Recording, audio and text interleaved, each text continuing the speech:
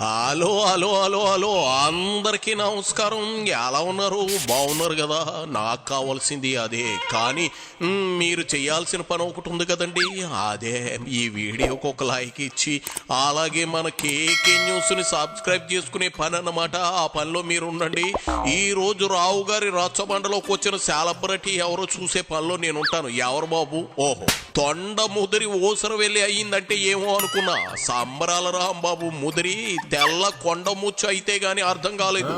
లేకపోతే ఇంకా గడ్డపోయింది, ఆ ఓలకమైంది, జేబు మీద జగన్ బొమ్మతో బెళ్ళైంది. మరీ సోద్యం కాకపోతే ఇదిగో ఓవర్ యాక్షన్ ర్యాంబో. వచ్చిన పని ఏంటో చెప్పు. ఏంటి ముఖంలో ఏదో భయం కనిపిస్తా ఉంది, ఏంది కదా?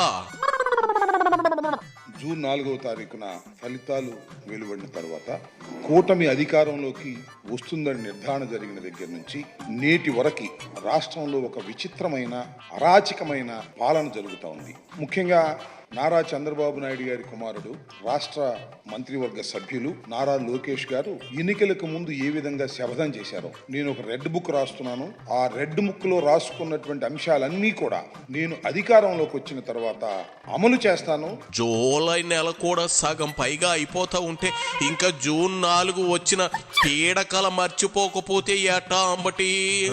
ఏందేంది లోకేష్ బాబు రెడ్ బుక్ రాశాడు, అదే అమలు చేస్తా అన్నాడు, అదే ఇప్పుడు చేస్తున్నాడు అంటున్నావా? తప్పే ఉందయ్యా. సంషేర్గా చెప్పి మరీ చేస్తున్నాడు. అది కదా మగతనం అంటే.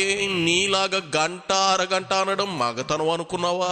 గంట పదంగా చెప్పి మరీ చేస్తున్నాడు. అప్పుడు రెడ్ బుక్ అంటే ఎంత ఎగతాళి చేశారు.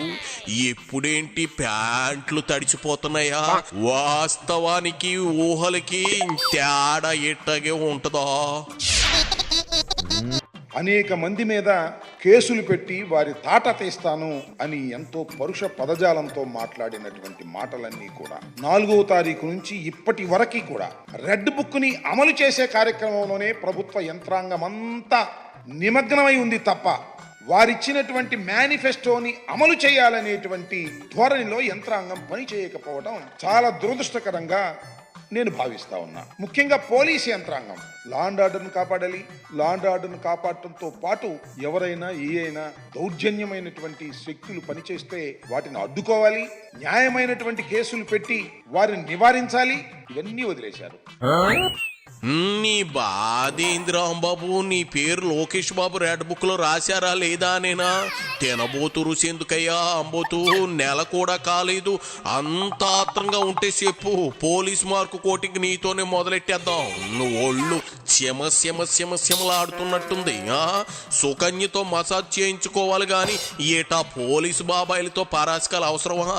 కొండ కోటింగ్ ఇచ్చేయగలరు, ఐస్ ఫ్రూట్ కింద నుంచి గుచ్చేయగలరు. అవసరమా? ఆహా, నీకు అవసరమా అని అడుగుతా ఉన్నా. ఈ రాష్ట్రంలో అనేక చోట్ల గొడవలు జరుగుతూ ఉన్నాయి. తెలుగుదేశం పార్టీ నాయకులు వైసీపీ కార్యకర్తల్ని నాయకుల్ని కొడుతున్నారు, వేధిస్తున్నారు. మాకు ఈ రాష్ట్ర ప్రజలకి, తెలుగు ప్రజలకి ఆరాధ్య దైవంగా వెలుగొందినటువంటి స్వర్గీయ రాజశేఖర రెడ్డి గారి విగ్రహాలను ఎంత పెద్ద ఎత్తున విగ్రహాలను ఏర్పాటు చేసుకున్నారో మీ అందరికీ తెలుసు. ప్రతి గ్రామంలోనూ రామాలయం ఎలా ఉంటుందో, మసీద్ ఎలా ఉంటుందో, చర్చ్ ఎలా ఉంటుందో, ఆ విధంగా ప్రతి గ్రామంలోనూ కులాలకి మతాలకి సంబంధం లేకోకుండా నిలువెత్తు రాజశేఖర రెడ్డి విగ్రహాలను ఏర్పాటు చేసుకున్నారు, ప్రతిష్ఠించుకున్నారు. విగ్రహాలను ధ్వంసం చేస్తున్నారు, పెట్రోల్ పోసి దహనం చేస్తున్నారు. అడ్డుకునేవారు లేరే. ఇది తప్పు అని నారా చంద్రబాబు నాయుడు గారు కానీ తెలుగుదేశం నాయకులు కానీ ఇది తప్పు, మాజీ ముఖ్యమంత్రి స్వర్గీయ రాజశేఖర రెడ్డి గారి విగ్రహాలను మీరు ధ్వంసం చేయటం తప్పు అని చెప్పిన పాపాన కూడా కొన్నటువంటి పరిస్థితి ఎంకరేజ్ చేస్తున్నారు. మీకు ఆ పెద్ద ఆయనంటే ఎంత మాత్రం ప్రేమ ఉందో మొన్న 75వ జయంతి రోజున చూసాంలే అంబటే. ఇంకా ఎందుకు ఈ ఆంబోతురంకలు? ఈ రోజు ఇడుపులపాయలో జగన్ 5 అంటే 5 నిమిషాలుండి నవ్వాడో ఏడ్చాడో తెలియని ఒకే ఒక ఎక్స్ప్రెషన్ పెట్టేసి జంపు కొట్టేశాడు. అదా ఆ మహానేతకు మీరు ఇచ్చే గౌరవం? కనీసం ఒక్క సాబెట్టలేకపోయారు కదా. సిద్ధం సభలకు 40 కోట్లు ఖర్చు పెట్టేసి మీ జగన్ రెడ్డి 4,000 కూడా వైఎస్ఆర్ 75వ జయంతి రోజున ఖర్చు చేయలేదంటే ఏమనుకోవాలా? మీరా విగ్రహాల గురించి మాట్లాడేది? నిగ్రహం లేని విగ్రహంలా అంబటి నువ్వు చింపుకోకు, సిరిగిపోగలదు అండరు వేరు. మా పల్నాడు జిల్లాలో పిన్నెల రామకృష్ణారెడ్డి గారు వారి మీద 2 తప్పుడు కేసులు పెట్టారు. ఇంకా చాలా పెట్టారు అనుకోండి. 307 అంటే అటెంప్ట్ టు మర్డర్ కేసులు పెట్టారు. నెల్లూరు జైల్లో ఉన్నారు రిమాండ్ లో. 307 అంటే ఏంటి? హత్యాయత్నం చేసినట్టు. ఎవరికి గాయం లేదండి. వినండి, ఎవరికి కించిత్తు గాయం కూడా లేదు. కంప్లైంట్స్ కానీ డిఫాక్టో కంప్లైంట్ కానీ కేసు రిజిస్టర్ చేశారు. ఎప్పుడు రిజిస్టర్ చేశారు? సంఘటన జరిగిన 10 రోజుల తర్వాత రిజిస్టర్ చేశారు 2 కేసులు కూడా. ఆ రోజున కాదు. సంఘటన 13వ తారీఖు జరిగితే 23వ తారీఖు కేసు రిజిస్టర్ చేస్తారు. What is this? పోలీస్ యంత్రాంగం పాపాలు చేస్తుందని మనమే చేస్తున్నాం. పోలీస్ యంత్రాంగం సిఆర్పిసిని దాటి ప్రవర్తిస్తుంది. ఇది చాలా ప్రమాదకరమైనటువంటి ధోరణి. ఇది ప్రమాదకరమైనటువంటి సాంప్రదాయం.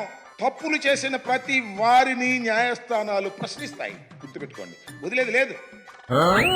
పోలీసులను 5 ఏళ్ల పాటు మీ సైకో రెడ్డి ప్రైవేటు సైన్యంలో వాడుకున్నప్పుడు తెలీదా ఈ సాంప్రదాయం తప్పని? అప్పుడు లేవని నోరు ఇప్పుడు లేతుందేటి అంబోతా? ఏందండి పిన్నెల్లి మీద 2 తప్పుడు కేసులు పెట్టారా? అంటే మిగిలినవన్నీ కరెక్ట్ కేసులే అని ఒప్పుకున్నట్లేగా. నీలాంటి వాళ్ళు కాదు జగన్ నిండా ముంచేసింది. ఇంకా ఏం సాధిద్దామని గావు కేకలు పిచ్చరుపులు. నీకు పోలీసు మార్కు కోటింగ్ అతి త్వరలో ఉంటుందిలే. అప్పుడు జైలు ఊచలనడు మారవచ్చు ఆంబోతులా. అప్పటి వరకు కాస్త ఛార్జింగ్ దిగిపోనివ్వకు. అక్కడ బూస్టులు, బోర్నవిటాలు, హార్లిక్స్లు అందించడానికి సుకన్య సంజలే ఉండరు.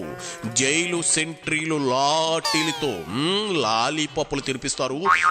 Just wait and see.